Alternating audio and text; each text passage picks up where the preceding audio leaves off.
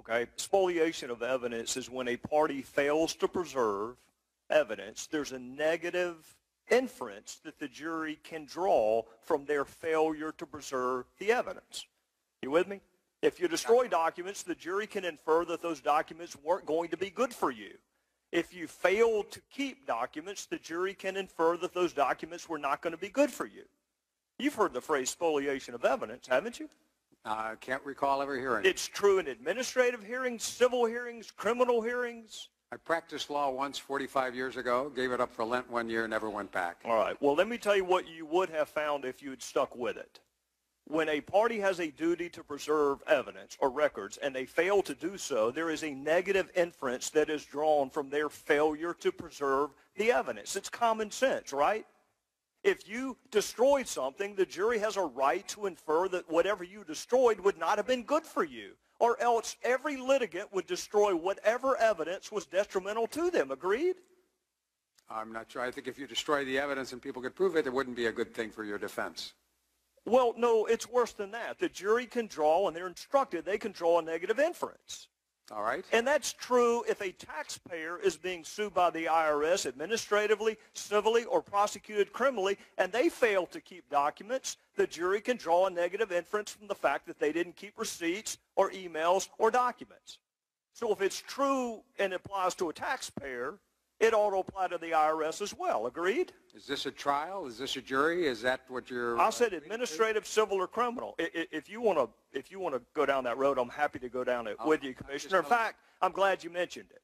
You have already said multiple times today that there was no evidence that you found of any criminal wrongdoing. I want you to tell me what criminal statutes you've evaluated. I have not looked at any. Well, then how can you possibly tell our fellow citizens that there's no criminal wrongdoing if you don't even know what statutes to look at? Because I've seen no evidence that anyone consciously... Well, how would you know what elements of the crime existed? You don't even know what statutes are at play. I'm going to ask you again. What statutes have you evaluated? I think you can rely on common sense that nothing I have seen... Common sense. Instead of the criminal code, you want to rely on common sense. No, you can shake your head all you want to, Commissioner.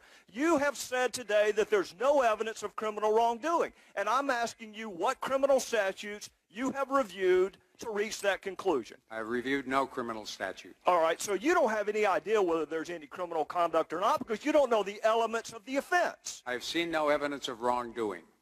Oh, well, that's very different than no evidence of criminal misconduct, Commissioner. Well, it seems to me if you haven't done wrongdoing, it'd be pretty hard to argue that you've had some criminal violation if you didn't. Well, what did Lois Lerner mean when she said perhaps the FEC will save the day?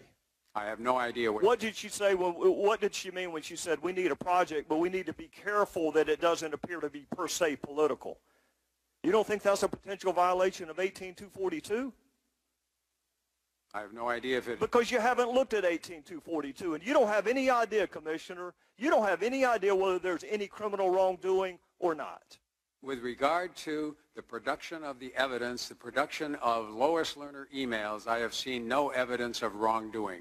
What else went on? Well, if there were, that would be a separate criminal offense. What else went on with Lois Lerner, I said in the past. So what you're saying is you don't have any idea whether she engaged in criminal wrongdoing. You're just saying that you did not engage in any with respect to the emails. I haven't seen any wrongdoing with regard to the production of Lois Lerner emails. But you are not saying there was no criminal wrongdoing with respect to the targeting of conservative groups. I want to be very clear. You're not saying that. I've made no judgments. So you disagree with the president when he says there's not a smidgen of corruption? There are people who have been making judgments both sides about whether there were... And you know what? I'm not one of those. I'm just simply saying we will never know because you didn't keep the evidence. The evidence was spoliated.